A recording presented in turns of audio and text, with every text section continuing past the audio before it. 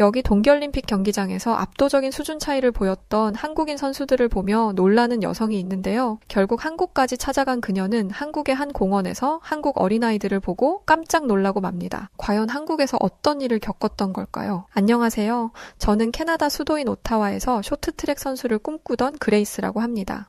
얼마 전 평소에 동경하고 있던 한국을 찾았다가 캐나다의 문화와 너무 다른 모습에 큰 충격에 빠졌던 적이 있었는데요. 어릴 때부터 늘 작고 야위여서 학교에서도 친구들의 따돌림도 많이 받았었죠.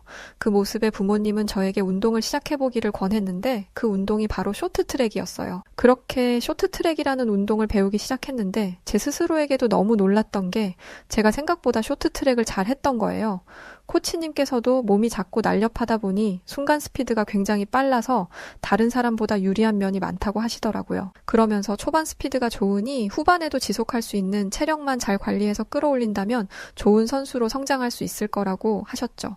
그달 이후부터 저는 아마추어가 아닌 선수가 되기 위해서 부단한 노력을 했었습니다. 쇼트트랙 대회가 있는 날이면 늘 대회장에 찾아가 캐나다 선수들을 응원하면서 대표 선배님들의 움직임을 보며 익혔었는데요. 그런데 항상 대회 날이면 압도적인 기량 차이로 선배님들의 기를 죽이는 나라의 선수들이 있었어요. 바로 한국이라는 나라였는데요. 쇼트트랙 남자부, 여자부, 500m 경기, 1000m 경기, 5000m 경기까지 쇼트트랙 전 종목을 나왔다 하면 전 종목을 거의 휩쓸다시피 하는 게 아니겠어요. 아니 대체 저 한국이라는 나라는 어떤 나라이기에 저렇게 동계올림픽 쇼트트랙에서 압도적인 기량을 보이는 걸까?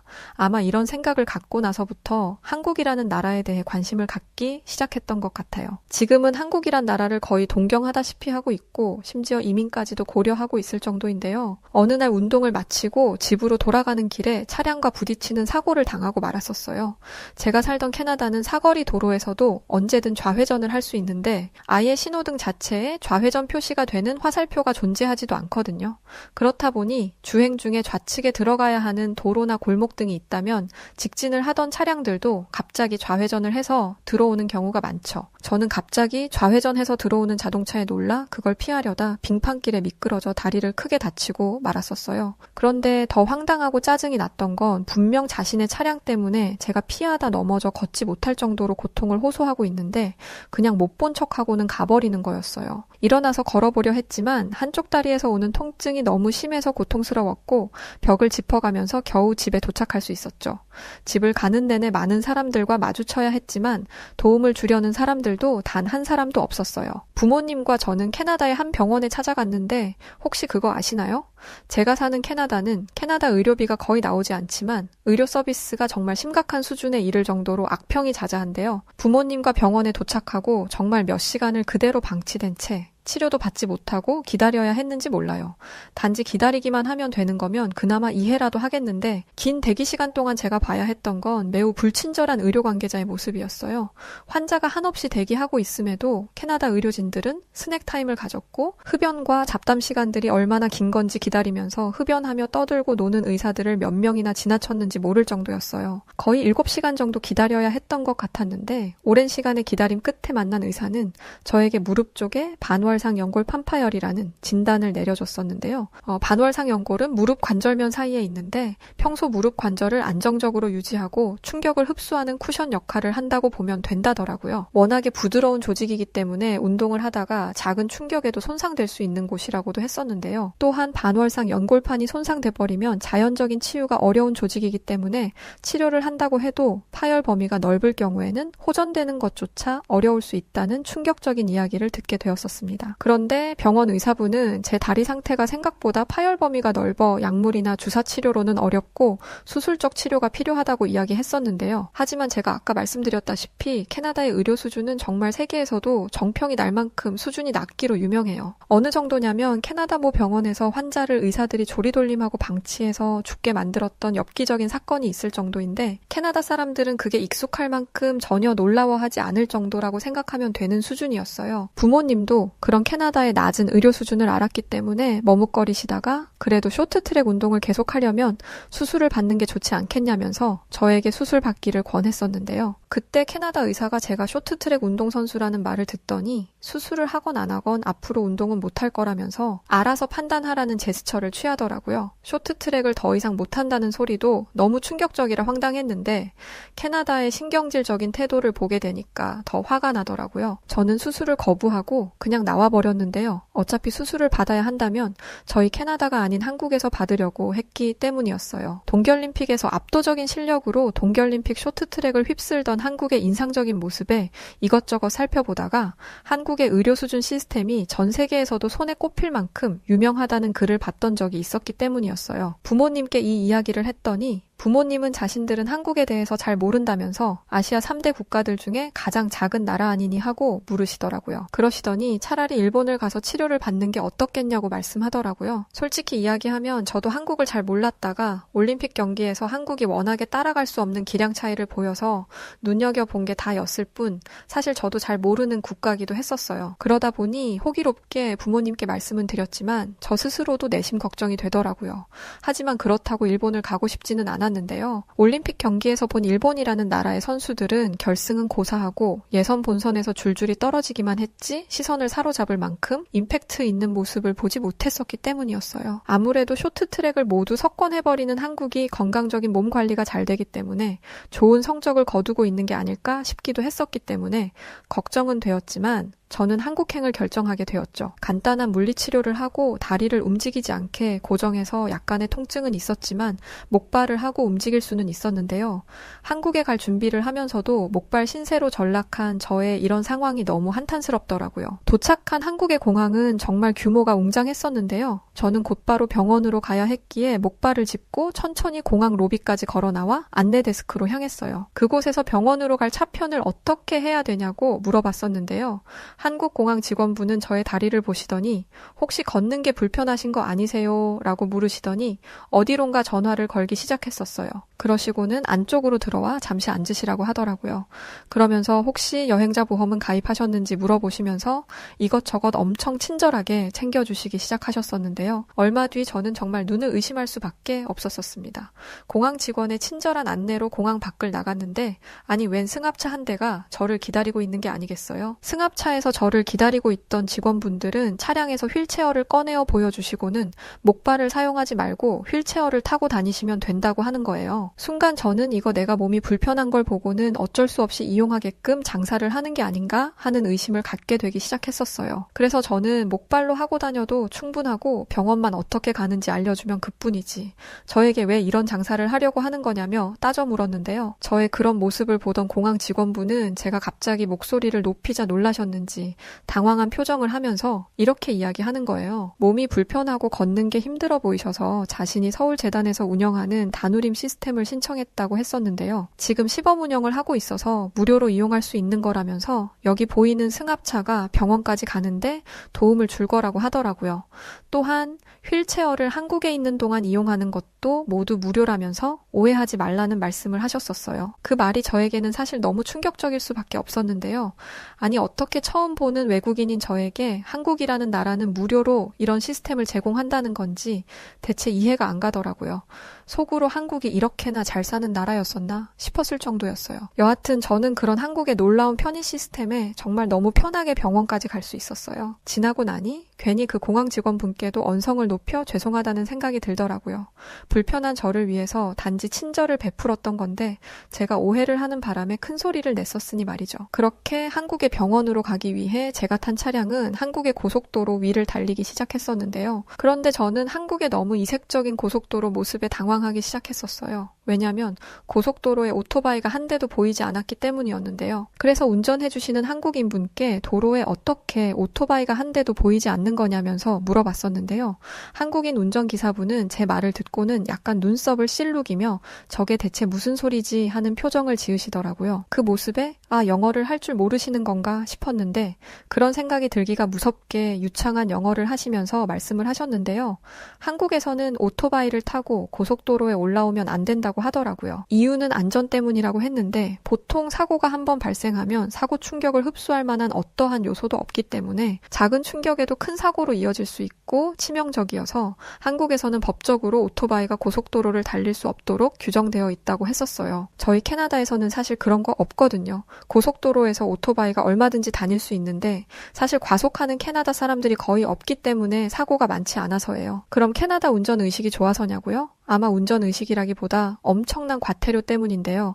저희 캐나다 고속도로에서는 시속 50km 이상으로 과속하다가 걸리면 벌금이 정말 어마무시하게 많이 나와요. 또 거의 모든 고속도로가 무료이고 톨게이트 자체가 없는데요. 과속하다가 걸리면 내야 하는 벌금은 거의 1,000만 원에 가까워요. 그렇다 보니 캐나다 운전자들은 과속을 안 하는 게 아니라 못하는 거라고 보시는 게 맞을 거예요. 그렇게 캐나다와 달랐던 한국의 아름다운 도시 풍경들을 바라보면서 편하게 병원까지 도착할 수 있었는데요. 도착한 병원에서 한국의 의사분들의 모습은 정말 신사적이시면서 환자를 대하는 태도 자체가 저희 캐나다와는 완전히 다른 모습이었어요. 캐나다에서는 정말 환자를 머보듯 하고 위급한 환자가 있던 말던 자신들의 커피 마시는 시간과 담배를 흡연하는 시간이 더 중요하다고 생각할 정도로 불친절의 끝판왕인데 반면 한국 의사분들은 저의 이동과 대기하는 공간까지 사사로운 모든 것에 도움을 주려고 하셨었고 병원 대기 시간도 그렇게 길지 않더라고요. 물론 한국인들은 길다고 느낄지는 모르겠지만 캐나다에서 평균 7, 8시간씩 기다리거나 때로는 하루 꼬박을 기다려본다면 한국에서의 병원 대기 시간은 정말 짧았다고 생각이 들었어요. 병원 의사분께서는 저의 다리를 이리저리 살피시더니 외상이 있으셨나 봐요 라면서 보통 이렇게 젊은 분들이 반월상 연골판을 다쳐서 오면 거의 99% 외상에서 발생한다면서 저에게 혹시 운동하시는 분이냐고 물어보더라고요. 그러시더니 보통은 무릎에 강한 회전력이 가해질 때 발생을 많이 하는데 낙상사고로도 나타날 때가 많다고 하면서 조기에 적절한 방법으로 치료를 받지 않게 되면 나이가 들어서 퇴행성 관절염과 같이 치료가 어려운 병으로 진행될 수 있다고 하셨어요. 치료는 보존적 치료와 수술적 치료로 나뉘는데 보존적 치료 방법은 초기에 취하는데 현재 저의 다리는 상태가 좋지 못하다면서 수술이 필요하다고 했었어요. 환부에 1cm 미만의 작은 절개를 내고 관절 내시경을 집어넣은 후 모니터를 통해 손상된 반월상 연골을 보면서 치료하는 관절 내시경 치료 방법으로 이루어질 거라면서 굉장히 알아듣기 쉽게 친절히 설명해 주셨어요. 저는 한국 의사분에게 수술을 받고 나면 다시 운동이 가능한지 물어봤었는데요.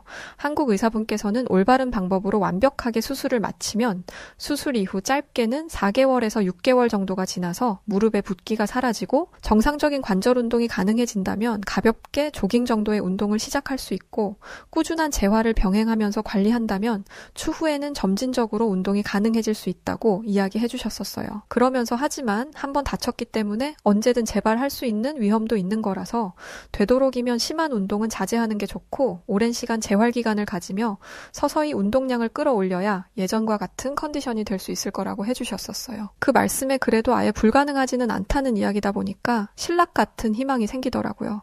저는 정식으로 치료를 받기 위해서 병원에 입원했고 곧바로 부모님께도 사실을 알렸는데요. 저희 부모님은 다친 자식을 홀로 타지로 보내 걱정이 되셨었는지 회사에 휴가를 내고 저희 어머니께서 병원을 오셨어요. 한국에 오신 어머니는 저를 보자마자 달려와 저를 안아주시면서 괜찮냐고 이것저것 물어보셨는데 제가 한국에 도착하고 공항에서부터 겪었던 이야기들을 어머니께 해드렸더니 정말 크게 놀라셨었는데요. 당연히 저희 어머니도 캐나다 사람이기에 이런 한국의 의료선진 시스템에 감명받을 수밖에 없으셨던 거고 한국인들의 타인을 대하는 성숙한 시민의식에 한국이라는 나라가 엄청 대단한 나라구나라면서 연신 감탄해 하셨습니다. 저는 병원에서 간호사분께 어머님이 식사를 안 하셔서 혹시 괜찮다면 잠시 나가 어머니와 식사를 하고 와도 되겠냐고 물었었는데요.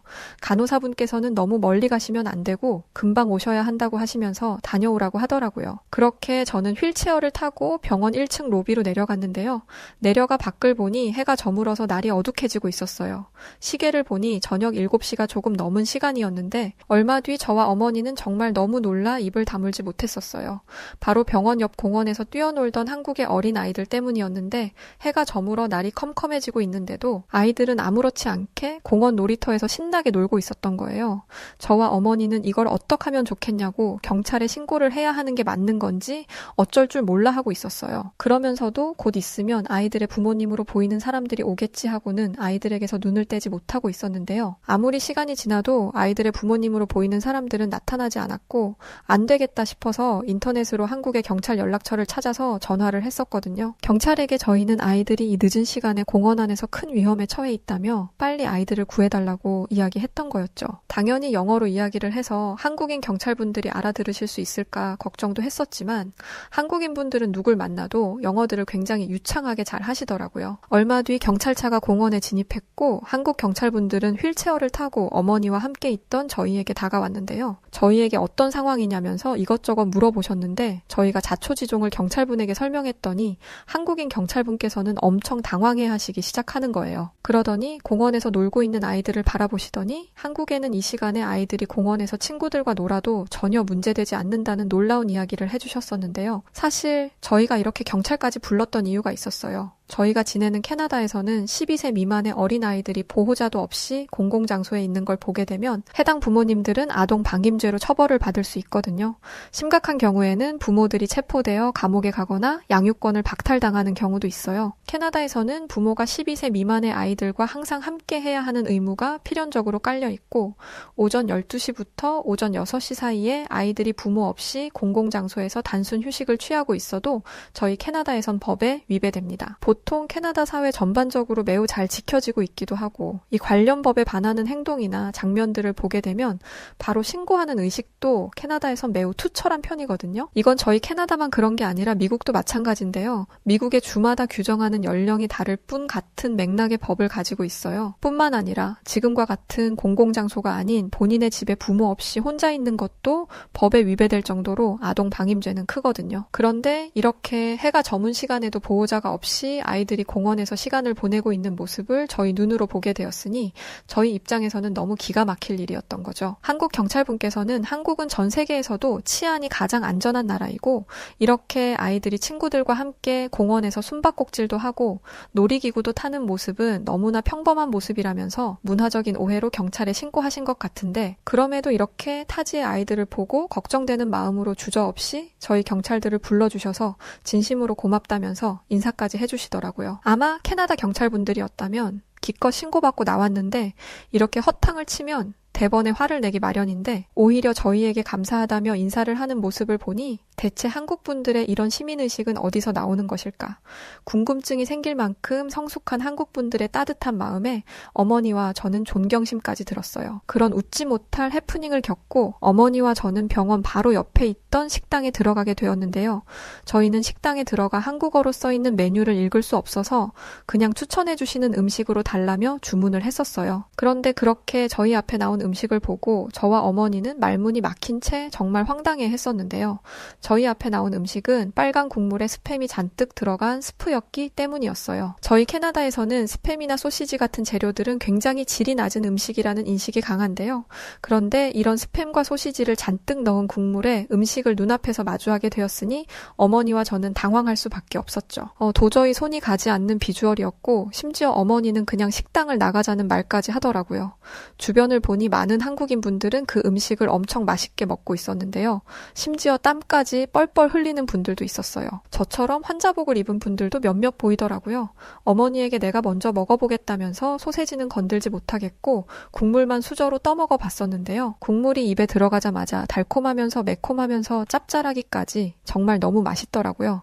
제가 한 입 떠먹고는 어머니에게 이거 국물이 너무 완벽한데라고 하자 어머니는 에이 설마라면서 한 입 드시게 되었는데요. 어머니는 국물 맛을 보시더니 눈이 휘둥그레지시면서 스팸이 들어간 국물에서 어떻게 이런 맛이 나는 거냐며 놀라시더라고요. 저와 어머니는 이후로 정말 한국인들이 드셨던 것처럼 땀을 뻘뻘 흘려가며 남김없이 부대찌개를 먹어치웠는데요. 생전 스팸이나 소시지는 캐나다에 살면서 구경조차 하지 않았던 음식 재료였는데 한국 덕분에 스팸 맛을 제대로 알아버렸지 뭐예요. 사실 한국에서 병원 치료를 하며 한국의 많은 곳들을 볼 수는 없었어요. 오직 병원에서만 지내야 했었기 때문이었는데요. 수술을 잘 마치고 어느 정도 회복기를 거친 후에 저는 다시 캐나다로 돌아갔는데요. 캐나다에 있는 병원은 절대로 가고 싶지 않아서 병원 진료가 필요할 때마다 한국을 방문해가면서 재활에 힘썼어요. 하지만 그런 노력에도 불구하고 저는 다시 쇼트트랙이라는 운동을 할 수는 없었는데요. 사실 마음이 좋지는 않았지만 저의 운명이라고 생각하고 나니 그나마 위안이 되더라고요. 무엇보다 그런 상심을 벗어나게 해줄 수 있었던 건 제가 쇼트트랙이라는 운동 덕분에 압도적인 기량 차이를 선보이며 동계올림픽을 제패하던 한국 선수들을 통해 한국이라는 나라를 알게 되면서 놀라웠던 한국의 의료 선진 시스템과 한국 사람들의 따뜻했던 마음, 그리고 무엇보다 한국의 음식들을 만나게 되면서 요즘은 시간이 날 때마다 요리를 배우고 있어요. 저희 집에서 지금 우리 가족이 가장 즐겨 먹는 국물 요리가 뭔지 아시나요? 바로 부대찌개예요. 저희 아버지도 제가 유튜브를 보면서 캐나다에서 만들어준 부대찌개를 보시더니 처음엔 거절하셨지만 저희가 그랬던 것처럼 국을 끓였던 냄비까지 싹싹 비우실 정도로 너무 맛있다 하셨었고, 그런 이유로 저희 집 주방에는 스팸과 소시지가 잔뜩 구비되어 있어요. 다리가 완전하게 회복돼서 뛸 수 있을 만큼 좋아지면 저는 다시 저희 부모님과 함께 한국으로 여행을 떠날 예정인데요. 치료 때문에 갔던 터라 한국을 제대로 보지 못했기 때문이에요. 사연을 쓰다 보니 한국 음식이 또 생각나네요. 오늘은 귀찮기도 하니까 마트에 가서 한국 라면을 사다 끓여 먹어야겠어요. 자, 오늘은 캐나다에서 쇼트트랙 선수를 꿈꾸던 그레이스 씨가 한국의 병원을 찾으며 경험한 이야기를 담은 사연이었습니다. 자, 그럼 오늘 사연 어떻게 들으셨나요? 오늘의 사연이 마음에 드셨다면 구독과 좋아요 눌러주시고요. 구독과 좋아요는 해외 다양한 감동적인 사연들을 소개해드릴 수 있는 힘이 됩니다. 그럼 지금까지 여우튜브 송은지였고요. 끝까지 시청해주신 모든 분들 감사합니다.